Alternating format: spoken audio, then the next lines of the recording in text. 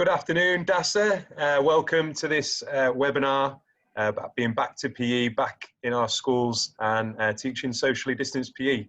We've got a great panel today that are sharing ideas with you all. I'm just here to welcome everyone, to thank Neil Statham for putting this together from Heartland International School, but also to personally thank all these amazing, really good looking presenters that are here as well, putting themselves forward and putting their hand up and offering to share their ideas to help out the rest of the community. So we hope you leave today with at least one or two ideas that you can use in your school, in your lessons, that will improve the experiences of PE in your school. And that's what it's all about today. So there'll be short presentations.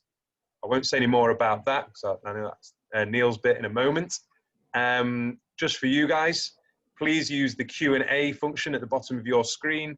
If you've got any questions at all, post them in the Q&A. And then if you see a question that you like, that you haven't asked yourself, but you've seen somebody else ask, give it a vote, give it a thumbs up. That will move it up the order. And then at the end of the webinar, we will try and answer those questions as best we can. And we may also answer them throughout as well. Okay, so that's me. I'm going to sit back, enjoy, and hopefully get a few ideas myself. So I'll hand over to Neil. Thanks, Ed.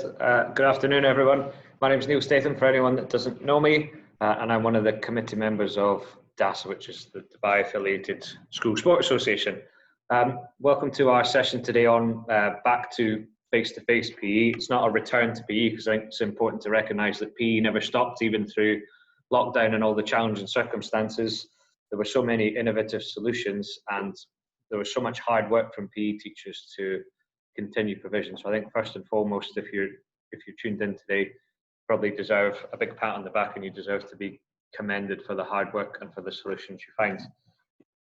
It's great to be back in school delivering PE, although there are new challenges, but there are new solutions as well. So we've got 8 volunteers who are all going to speak today for the first of what will hopefully be many of these sessions. They're all going to speak for 5 minutes on a topic of their choice, something that's been successful as part of their school's return to PE. I hope that you get one of 2 outcomes today. Either you get a new idea to try or something to implement that informs your planning, or you come away from today maybe not with a new idea, but feeling more confident about what you're delivering and what's being delivered at your school. So I'm about to start the clock, and I'm going to welcome first Amy Channon from Jebel Ali School, and she's going to be speaking about successful Key Stage 3 classroom lessons. Amy, over to you. Hi everyone, I'm just going to quickly share my screen with you. So I'm going to talk you through an idea that we've used in some of our classroom PE that's taken place, and this is a virtual game of Connect 4. This was put together by James Batten in our department, and I think he originally found a similar idea on Twitter, but we just tweaked it to work for the current environment that we're in. So all of the exercises on the board are suitable for a classroom, and they're none of the activities need to be done on the floor. So they're all standing with the desk and the chairs. And there's loads of ways you can do this. You can get the kids in pairs playing on the board against a partner. But the most successful way that we did it a couple of weeks ago was we had one class versus another that were both on classroom PE at the same time. And we made it a little bit more competitive by the counter that my class selected. The other class had to do those exercises. So if you've played Connect 4 before, which is a bit of a legendary game, it works exactly the same as you would play that game. You just select your counter, the other person does the exercises, and to get 4 in a row, you win. So very, very simple. We use this on Google, so it's quite good because we can share this virtually across the classrooms. And whilst we have the teacher managing the boards, we get maybe a student leader to help make decisions for your class. And yeah, we just ran a tournament throughout the whole hour of the lesson, which was great. The main thing was it just got the kids socially interacting, communicating, teamwork, just that element of like competition. I think they all loved. And so it was really successful for those reasons. I've put on the next slide just an overview of that, but also some extra ideas that we used it for. So we actually trialed it for the first time in remote learning, which again was really good because it encouraged the students to connect with each other. And we also used it for a staff wellbeing fitness activity during lockdown. We actually had a staff competition. So we had a primary and a secondary tournament, and it came head to head with a primary and secondary teacher at the end. And we had a live final with all the staff joining in. So there's so many ways you can use it, but hopefully this is ready to go. You could use it tomorrow, next week, if you're struggling for an idea in the classroom. That's me. I'll hand back over to you now. Great, nice and prompt. Got me off guard. Only 2 and a bit minutes. So after each of the presenters speaks, they're going to stay on for one more presentation after that. So if you want to send a question direct to them, they'll stay on for one more presentation after that. I should add that we have put together a handout for you after this one. It's featured today, whether it be linked to a website or a copy of the slides will be available to you as well. So don't worry if you're trying to scrabble down ideas, this will come to you later on. Okay, up next, tough act to follow, Michelle Rooney, who's Dubai British School Jumeirah Park, and she's going to be sharing some creative dance ideas. Hello everybody, I'm just going to share my screen with you so that you can see it. Hopefully you can all see this. Can everybody see that? Yeah, excellent. Right, so I was looking at developing dance creativity, and I know that perhaps sometimes as non-specialist dance teachers, dance can be something that we steer away from, thinking that it means that we have to stand up the front and present, and I understand that that puts the fear of God into some people. So I was trying to come up with an idea that we have used previously that we can use for social isolation, we can use in pretty small spaces, but it can continue to develop the curriculum that we're trying to deliver, but also creativity and confidence skills within our students. This is a choreography task that you can run on a one-off lesson, but you could also do this for 6 different lessons and make a scheme of learning out of it. It's really simple. It's called Dance by Chance. Each number from 0 to 9 is given a movement. So you can see on the slide here, I've said that 0 is jump and 1 is roll, and 2 is that you would do something where you would level it up. So you would do something in an upward motion. 3, you would turn. 4, you would do something backwards, whatever you feel comfortable doing, and so on. You can see that they're written there. And what students would do is they would use their date of birth, their phone number, or any kind of number that they've got in their head that they're used to, and they would put together a movement that would be within 8 beats based on the stimulus that you would have given them. So one of the stimuluses that you might have given them is something that we've used in the past is there's an advert, there's a Honda Accord advert that shows all the bits of the Honda sticking together and how they work perfectly. So we would give them an initial stimulus. It could be an advert, it could be a poem, it could be a picture. I've added some to the slide that you guys will get. Something that's worked really nicely is the tube of the London Underground, because it gives them ideas and pathways of movement. And you would ask them to put movement together based on these numbers. So my birthday is the 17th of January. So my first movement would be a roll. So I would do a roll, and then I would add it to something where I'd level down, because that's what the 7 is. And then I'd go back to do a jump, and then I'd do another roll. And the lovely thing about this is it can be in fairly small areas. You can do it in a classroom or in a sports hall. You can hopefully ask the students to produce something that's completely different. And then you can differentiate it and make it harder or easier for students, because it's not a set movement that they have to learn, that you're showing them. You will often get students that are born on like the 11th of November, and they'll go, well, Miss, all you're asking me to do is roll, roll, roll, roll. They can change it, they can move their numbers about however they want. A telephone number or a date of birth is just the starting point. And how you can make it harder to challenge perhaps some of the students in your group who are already performers is that you can use some words that we interlink within GCSE dance. So if you're talking about motif, you'd say, right, you've got your 8 beats now, how can you develop it? So you could develop it by using retrograde, which is where you do it backwards. You could develop it by doing fragmentation, which is where you split the order. You could develop it where you say you've got to do the whole thing on the floor. You've got to do the whole thing perhaps with a prop if you've got that much room. So there's really lovely ways of developing it throughout your lesson. And week 1, you might pick a particular word to focus on and give them one stimulus. And then week 2, you might pick a different word to focus on and give them a different stimulus. So on my slide, I've added some examples that you could use for primary school. I know Pinocchio, the Disney clip of Pinocchio has worked really nicely for movement with the primary class, because he's got lots of movements there that they can visually see. The COG advert, which I've already mentioned, perhaps is more aimed at Key Stage 3, and I've added some little poems, the underground map, and some movements that they will be familiar with around the house. But all this is about is developing their confidence to be able to put movement together. And this isn't brain science. This has been something that I'm sure many people have used in gymnastics or dance before, but it's a really lovely way of building confidence, working in isolation, and allowing them to develop their creativity. So thanks for listening. Great, thanks very much, Michelle. I noticed you left out your the year you were born in there when you did your date of birth. Just checking that wasn't. No, thanks. That's great. We're just starting to do some similar dance activities, so that's great to have as a resource for us. I'm thinking as well, when we've got iPads, done some good little things with random number generators as well, which might work quite well with that. Up next, we've got Sarita Stanley Vespero from Horizon English School, and she's going to be talking to us about some of the successful primary gymnastics lessons they've been doing at Horizon. So welcome, Sarita. Okay, thank you, and good afternoon, guys. Right, so what I aim to cover in the next 5 minutes is just recognising the impact of distance learning on the growth and physical ability of our students, and how we've worked closely with class teachers to enhance the recovery curriculum and PE, and also our social distance gymnastics program, which focuses on well-being. Now, I was going to attempt to try and share my screen, but you're just going to have to bear with me. Right, so we've all noticed that when our students have come back, they've been considerably taller, you know, they've gotten a little bit of weight, they're a bit stronger, whichever else, but have we actually noticed how being away from school has affected their well-being? Well, I'm going to talk a little bit about that later.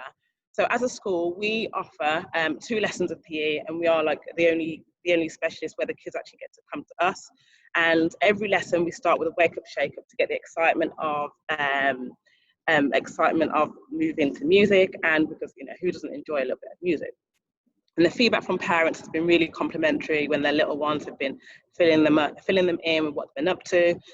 So when it came to the gymnastic element, we identified within the first lesson, the first week of students being back in PE, that numerous students had poor posture as a result of week 4. Like, aren't we all? Because we haven't been as physically active. So through our social distance gymnastics program, which covers years 2 to 6, we looked at 3 basic shapes of tuck, straddle and pike, and whilst covering the fundamentals of flexibility in gymnastics. And we placed emphasis on the students performing the correct technique in a sitting position on their sanitized mats. And we then made this into a fun game of rock, paper, scissors. Obviously, rock was being a tuck position, straddle was scissors, and paper was our pike position. Like I said, we made it into a fun game where they got to challenge me, the teacher, as a whole. And then what they then did is they then turned to each other to challenge each other in pairs. And then they were awarded points for a win, but then also had to complete a fitness challenge to gain those points as well. Aside from this, I was able to identify which students were finding this challenging, ones that were slouching, and we made a link between these students who had obvious growth spurt. And it was interesting to see that some of these were our sporty students whose centre of gravity has changed, but the strength of their muscles is not yet supporting their growing frame. So what we've done as a whole school, for the whole school, the PE department are working with class teachers and providing CPD of how to support the students in class. So essentially, we're going to be using them to help us. And this is a combination of movement breaks that aim to promote good posture and flexibility. And we've come up with lots of fun ideas for the class teachers to use, to enhance physical literacy, to have like class challenges, and again also supporting the growing child and helping them manage their bodies so that when we return back to sport, they're also supporting us as a PE team. So like I said, we're discussing physical development with the teachers, and we've also, because we don't have any clubs, fixtures and tournaments going on, and also proving what a vital role us as PE practitioners are. And this is also helping the teachers to, you know, to help the students to understand the changes in their body, and that, you know, in previous lessons, we've also looked at getting students to do challenges against walls, like wall sits and so on and so forth. Now that we've got teachers on board and to create physical challenges, it's just a great opportunity to enhance us as a PE team, you know, whole school, and also making sure that students are remaining confident and strong. And that then leads me on to that we're also doing a zones of regulation, which is a whole school strategy where we utilize this to support students' well-being. And in our school, we have designated breakout areas within our sports hall, and it gives students the time to reflect on how they're feeling within the lesson, and it helps us to have a deeper understanding of how that child is feeling, along with a common language to discuss their emotions. So the zones of regulations are simple for kids to understand. Kids know the colours throughout our whole school from FS1 to Year 6, and they're able to recognise their strategies to move to the green zone. The green zone is like you're calm, you're feeling okay, and also teaching healthy coping and regulation strategies allows students to help manage themselves when they become stressed, anxious, and sad, and understand the emotions of that having empathy with friends, and thus developing their social skills through PE as well. Great, thank you very much, Sarita. That sounds fantastic. You touched on an especially important point, which I'm sure will be revisited another day, about developing the narrative around the role of the PE teacher at the moment, particularly perhaps in Dubai when sports fixtures aren't going on, and just making a point of emphasising the role of PE and quality PE lessons as an aside from sport. And I think some of the work you're doing there in educating teachers is definitely going to go a long way to supporting that. Up next, we've got Joe Kearney from King's Al Basha, and he's going to be talking about some of the fantastic PE provision they've got going on there in Key Stage 3. Good afternoon, everybody. I'm just going to share my screen quickly.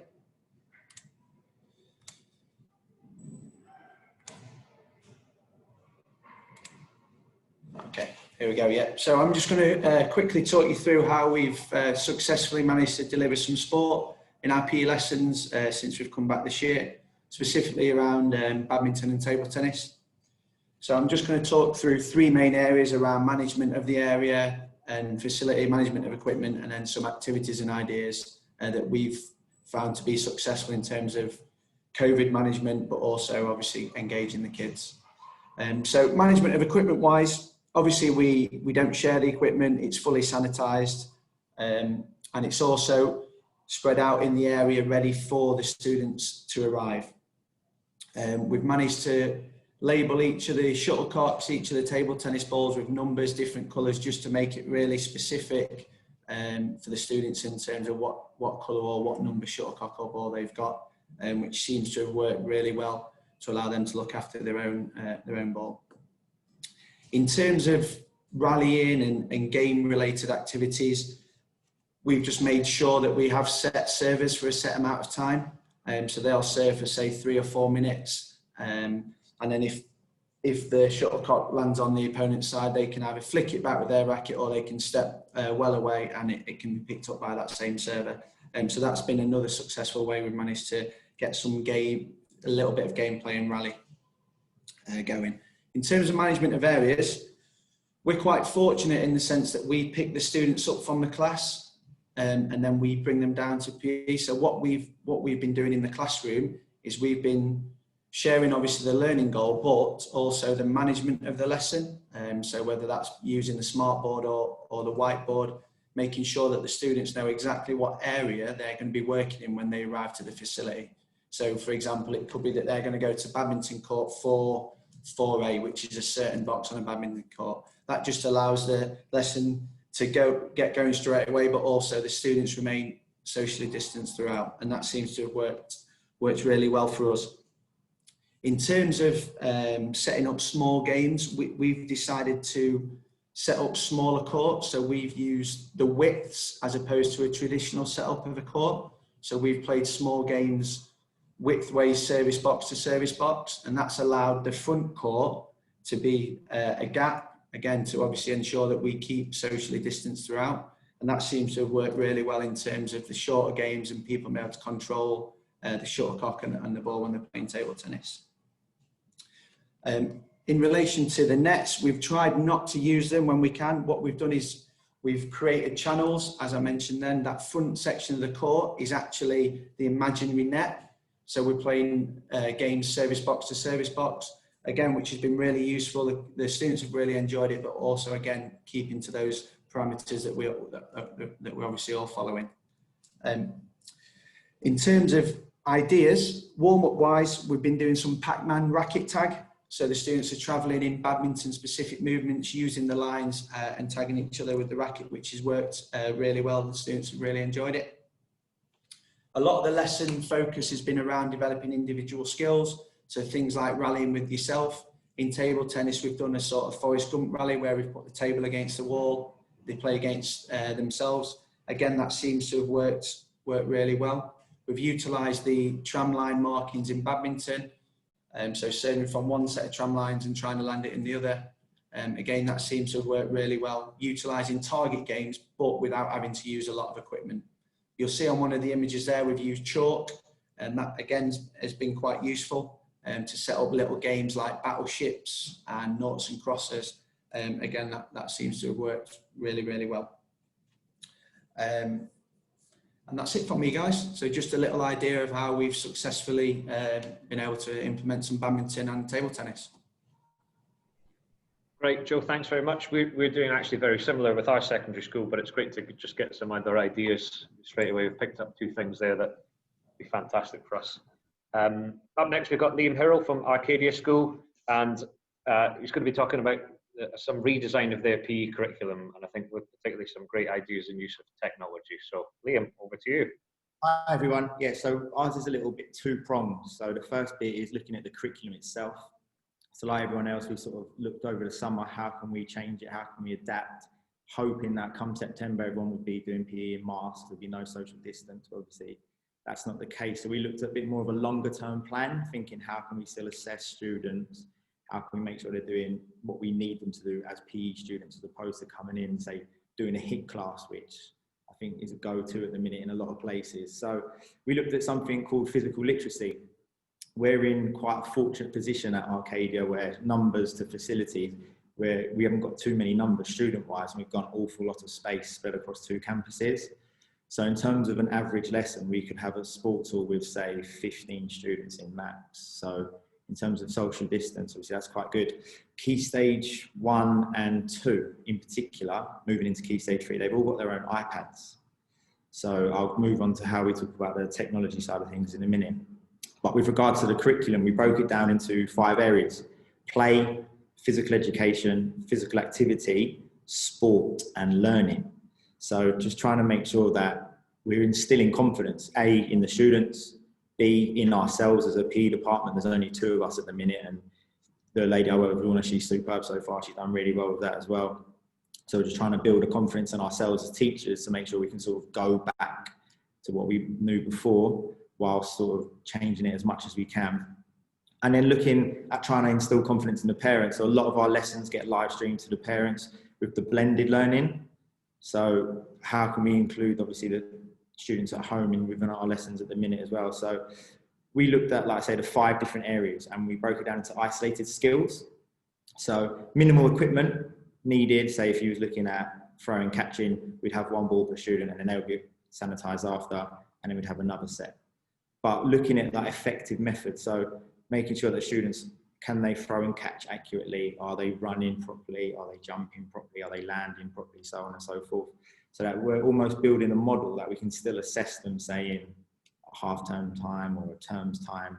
And it's not just, oh, we've done really good fitness classes that some might enjoy, some might not enjoy. We're still trying to focus on the aspect of PE and make sure that students are still enjoying PE ultimately, because it's been a big change for them as it has for us. So my second part is the technology side of things. Like I said, we're really fortunate that students have iPads. We've got iPads as a department. So we do it 2 ways. One way, we'll set the lesson up beforehand, a bit like what Joe said. At King's, we'll go to the classes, set them all up so they know what they're doing. They go to the designated areas, be it in the sports hall, on the court, wherever the lesson may be.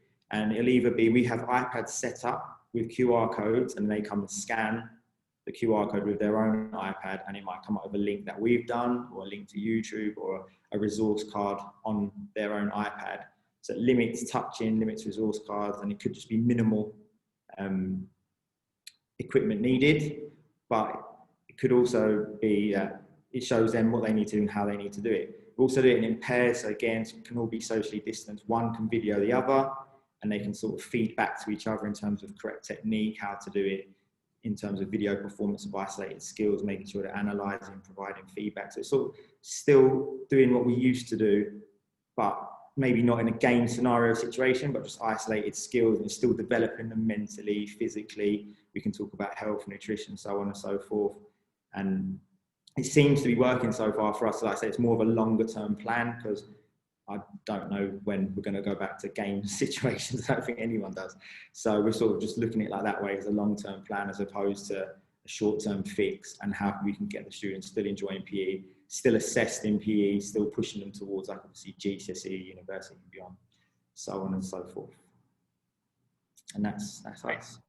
Thanks very much, Liam. I think you're absolutely spot on to look at the long-term approach there, because certainly know from my own experience in lockdown, it was easy to look for there was a solution that was right in front of your face, and then there was another which would get you through another 2 weeks, and part of that was due to the nature of it. But I think wise words from you there. Next up, we've got Hannah Underhill from GEMS Wellington International School, and she's going to be talking about some Energizer Activities and Classroom Olympics. She's having a few problems with the camera, so she may not appear on screen and just go into screen share. But welcome, Hannah.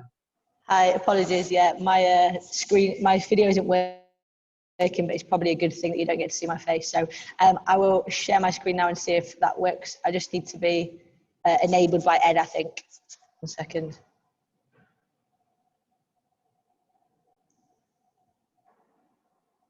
It should work now. Okay, thank you. Okay, so what we have started to do at GEMS Wiz is try and get some whole school wellbeing initiatives going, because we've got students who are currently stuck in a classroom or a homeroom, depending whether they're in primary school or secondary school, and they are in there for the whole day, apart from when they come to PE or when they go to break time. So we're trying to really promote giving classroom teachers and homeroom teachers some wellbeing activities, or some activities that they can spend 5 to 10 minutes doing with their class to get them up and active, and promote some competition as well. So the first one I'm going to talk about is the Wiz Classroom Olympics. I can't take any credit for this. Martin Taylor in our department came up with this idea following on from the Olympics competition that they did last year. So what this is basically a series of different activities and challenges that the students can do within their classroom at break time or during form time with their homeroom or class teacher. It's set up using a Google site. There's 2 challenges per week. For example, this week's challenges were how many chair squats can students do, and speed bounce on the floor. Class teachers input their scores over the week, and the site is linked to Google Sheets and a live leaderboard that the class teachers can look at over the week, and promotes house competition. There's winners announced at the end of every week, and the leaderboard is going to be updated across potentially till the end of the half term, or if this situation continues, which it's likely to, then we will continue it to Christmas time, with really trying to get that element of whole school house competition and getting a bit of a participation element with the whole school, not just individual classrooms. The second thing we have done is we're doing Energizer activities within PE lessons, but also we're going to put out some kind of 5 to 10 minute activities or slides that classroom teachers can do within their core lessons, or within break time again, or form time, to get students up and out of their seat for 5 minutes. The whole department has made one of these slides, so we've got 14, 15 resources there that can be used over however long we're in this situation. They're really simple to make. Google Slides, we've put them on, but you could do them on a PowerPoint, and basically recording a GIF using an app called Image Play, or if you've got an iPhone, then you can use the GIF creator on your shortcuts. Basically, we put 8 different GIFs on a slide. The students pick 3 to 8 of them over a series of 5 minutes, and it just gives them something to do that the class teacher doesn't have to put loads of input into, and they can put on the screen, get the students active and out of their seat for 5 to 10 minutes, hopefully increasing wellbeing across the school, and keeping those activity levels high during the day when they're stuck in a classroom. That is just a couple of ideas that you could put out across the school. Great, thanks very much, Hannah. We've got 2 to go, and unusually for something like this, we're steadily climbing in people joining. So we're up to 153 people, but still 2 good presentations to go. If you're on any social media platforms, please do just push the link out. Okay, next up we've got my colleague Lynn Horwell from Heartland International, who's compulsory volunteered to be part of this at late notice. She's going to be talking about curriculum for well-being. Okay, thank you. Right, so we found ourselves in the same situation pretty much that most of you will have found, that we've got to do PE in a classroom, which obviously it's not ideal, but we've also had the added complication that the students are all in uniform. So this is from year 3 to year 11 in a classroom in uniform, and then we've been asked to deliver some well-being. So we were trying to figure out what would be the best kind of content that's going to be meaningful, that we can use again in the future. And the problem was that there's a lot of cliches out there. We didn't want to just stick with nutrition and the eat well plate, you know, the stuff that you could usually fall back on. So I say we discovered, but Neil actually discovered a wellbeing program that was aimed at Key Stage 3 and Key Stage 4. It's been produced by Will Swades with the PE Scholar. And as I said, it's for Key Stage 3 and Key Stage 4. We've adapted it slightly to help us with Key Stage 2. So we have got year 3s up to year 6s in the classroom as well. And we found so far, 2 weeks in, that it's been fairly successful. Just like to add, we can't have the students just being completely stationary. So for all of us, I think we can't be stationary as well. So we have added at the beginning, we've got some energizers, brain breaks throughout it. But overall, we found the content quite useful. Main part is it's planned for us, so we don't actually have to do huge amount of planning. It's 12 lessons in total. We've had, it's got all the PowerPoints, all the resources, the videos, the links are all there, and the content for some of it that we've looked at so far, it's been quite thought-provoking. It's starting some really good discussions. And it's accessible even for year 3s, where the idea of going into a classroom and starting with them last week and talking about change and how you adapt, and this week kindness, empathy and compassion. It's all been something that, with the way that the content's had it, it's had things that they've been able to relate to, whether they actually know the people, the role models that have been used. This week we had something about Marcus Rashford and the work that he did for the free school meals. Pretty much, I think we've just had a handful of students in Key Stage 2 and some of them in Key Stage 3. They don't know what it is, but it's been interesting for them to be able to just think about, there are students in the UK that can't afford meals, or the parents can't afford meals, and that they would normally get free school meals. And that's led on to some other interesting conversations. Some of it we felt isn't appropriate possibly for us, for the region. There's some in there about Tom Daly and how he's coped with different challenges and changes that have happened to him over his life. So we've tried to look for other role models. I think we've put in Alex and Claire Danson and some of the life-changing things that's happened to them recently. So the best part of it is that the PowerPoints are adaptable and we can change them. And we've linked some of our school values to it as well. So we've been able to talk about that and bring things that the children would actually usually talk about within their PSHE lessons. So what we're hoping for in the future, that it's not going to be just standalones, that we're not just doing these as classroom lessons. In the future, hopefully we'll be able to incorporate them into our practical lessons, and just that it's not just a response to our situation at the moment. Challenges that we currently have, and relating more to the current situation that we're facing, you know, the children are sat so far apart from each other, they're wearing masks, so it's making group work and discussions quite difficult, and for us to be able to hear them if we're asking questions. And you know, we're trying to have it as movement based as possible, but within that limitations that we're trying to deal with.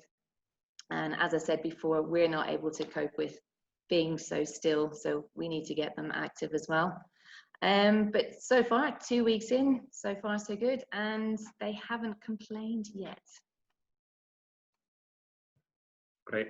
Thanks very much, Lynn, for stepping in to do that. I taught one of those lessons today, which I actually really enjoyed, which was about it used the footage of the Brownlee brothers and that sort of infamous finish to the race, which Lynn just told me that she added, and that formed some fantastic discussion. Now, certainly, last but by no means least, we've got Karen Price-Lyle and Rob Sutton from Sharjah English School, and they're going to be speaking to us about Strength Lab Superheroes. Welcome. Afternoon. Right, we're just going to share our screen.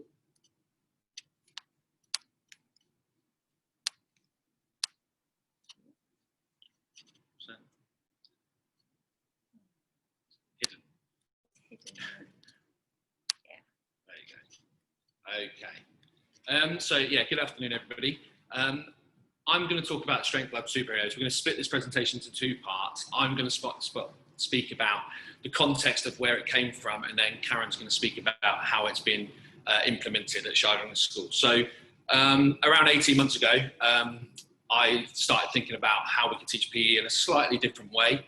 I'd been a secondary teacher for all of my life, 15 years, and I taught games predominantly. And I realised that many of these children were coming through, like we all know, and without some of this grounding in fundamental movement that allowed them to access some of these games. So I went away and started to think about how could we do this slightly differently, and probably look at it slightly more from a health perspective as opposed to from a games perspective.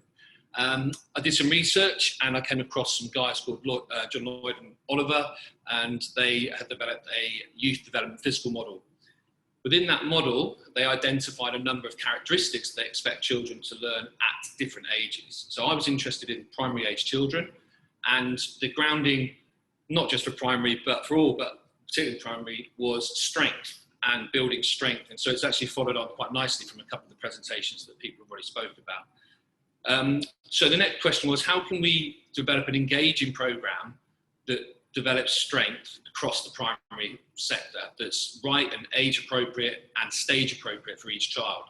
So the next part of that was coming across a guy called Calvin Giles, who was a PE teacher back in the 60s of the day of sort of educational gymnastics, and he'd done a lot of work around the 5 components of push, pull, brace and squat and lunge, which some of you may have come across. And I thought that was quite a nice way of building movement and being what we call foundation movements. From that, I found superheroes and Strength Lab Superheroes. So that's a program developed by a guy called Simon Brundish, who's an S&C coach in the UK. He did win, I think he was the Youth S&C Coach of the Year for the NSCA, I think in 2018. So quite a well-respected guy in that field. But he developed this in line with primary school children and primary school teachers to give a progressive program.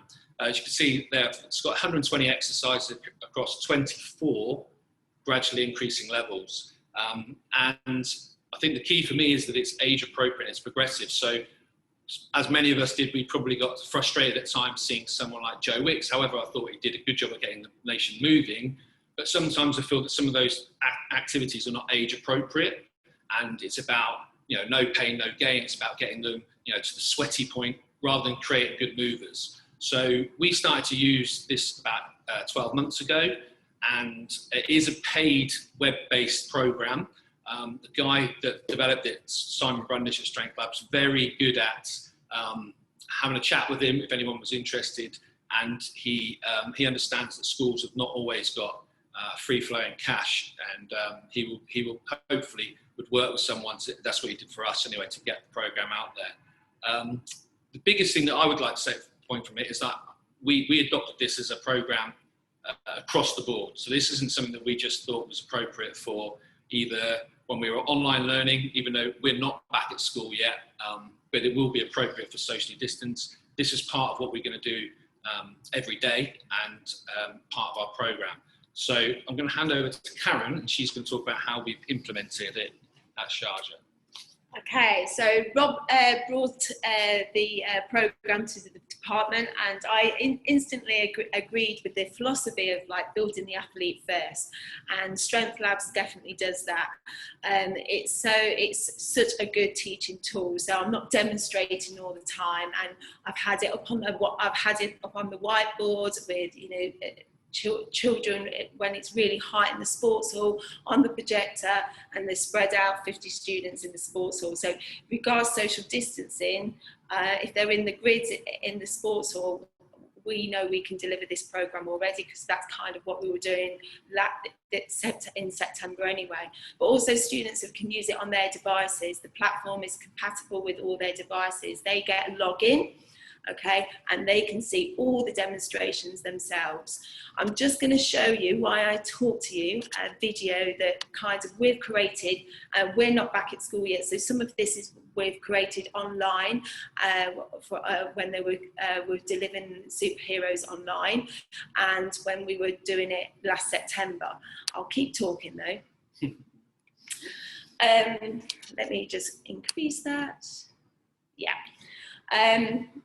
So all the students in primary at SCS know what the superhero moves are. They know that Iron Man is a squat. They know that Hulk does burpees. They know Thor does lunges, okay? And they can't wait to attempt the next level, right? But they do need to have the right to progress. They can't just attempt the next level, okay, just because they want to. We give them, there's an assessment with each exercise, and they can self-assess, they can peer assess, but we have the final say, yeah, and give them a star for that, and they progress to the next level. But so you might have some year twos, and we've actually at SES, we've banded each of the levels into their year bands. So like levels 1 to 4 is year 1, 5 to 8 is year 2. But you might have a really exceptional student in year 2, and therefore, let me just change that. Where? Oh, yeah. So you might have an exceptional student that moves really well and beyond their year group. Because they've got their own login, they can actually progress to further year bands. So that's really good. And it works the same way. If students not got a very good movement quality, then they can work lower down in the lower down levels. So it's definitely it's individual. Okay, that's what I like about it. We first introduced it into like our warm-up games. Okay, so like tag, if you tagged, you do 5 squats, make sure certain assessment criteria is performed, then doing it in the lunges, etc. We did rock, paper, scissors things. But then we kind of realised more time was needed to be spent, so we kind of used it as a main part as well. And we kind of just touched on 3 superheroes a lesson and things like that, and that works really well. So in my opinion, it's great for social distancing, but it's not just a short-term thing, because it is a paid program. It's promoting that child's movement quality, so it can be a long-term thing for schools as well. But this is time when you've opportunity to spend more time doing it. Also, we're extending it, and like we're making smoothies. Like, what would Hulk like to have? What would he put in his smoothie? And we've done some drawings. So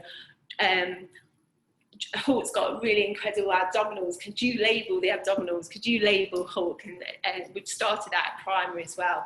And the teachers have used the programme because all of the students have got their own logins again. The teachers have been using the programme as well in their continuous provision. Also the platform, which is useful, you can make your own class lists as well.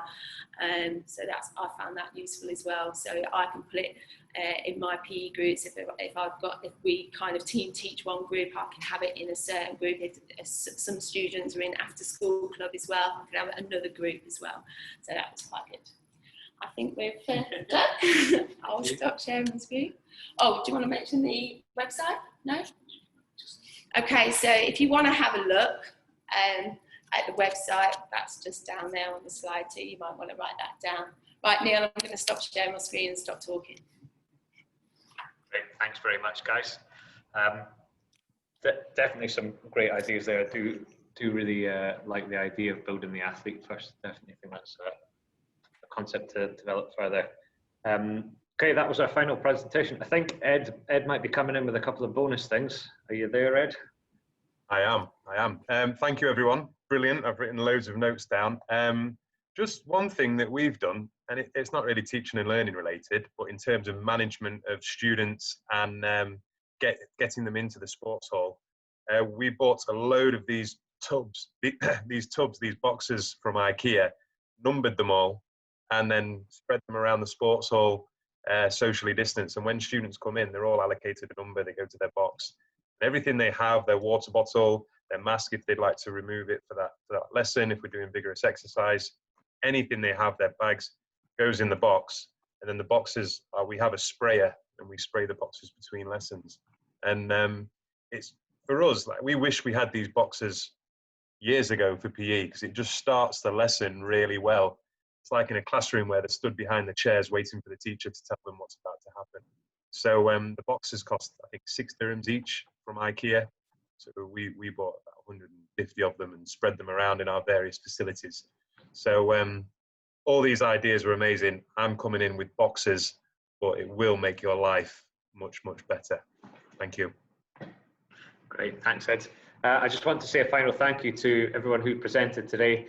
It was a bit of an off-the-cuff idea to put this together, but I'm really grateful that some people have stepped forward to go first, and I definitely know I've taken some ideas forward from this, and I hope people who are watching have taken some ideas forward from this as well. And if you enjoyed this, and if you enjoyed this kind of format, it's definitely something we'd hope to repeat again for other topics regarding PE. I think there's some interest in a GCSE and certificated one further down the line. And we reached 158 people today. So again, if you enjoyed it, if you find this useful, please do speak about it, share about it with other people. A last call for volunteers, really. Again, if anyone wants to come forward, I've put my details there. If anyone wants to come forward or stay in touch or talk about presenting next time. I've got a band of people behind the scenes, and we're looking to put together a bit of a socially distanced competition for students, possibly looking at an independent cross-country event where over the course of a month we set out some distances for students, and they complete in their own time. They submit their results to teachers for verification, and then they get uploaded online, and at the back end we'll collect and collate the results, and hopefully one of our partners will be able to host them on a website, so students will be able to see how they compare in their age group across any DASA member school in Dubai or beyond that. So if you'd be interested in supporting that or becoming involved with that, then please do reach out to me. My contact details are there. Other than that, a final thank you to all attendees, all presenters. We've got you in and out, hopefully with 8 ideas in less than 50 minutes. So thank you very much. Stay safe and best of luck with your lessons for the rest of this term.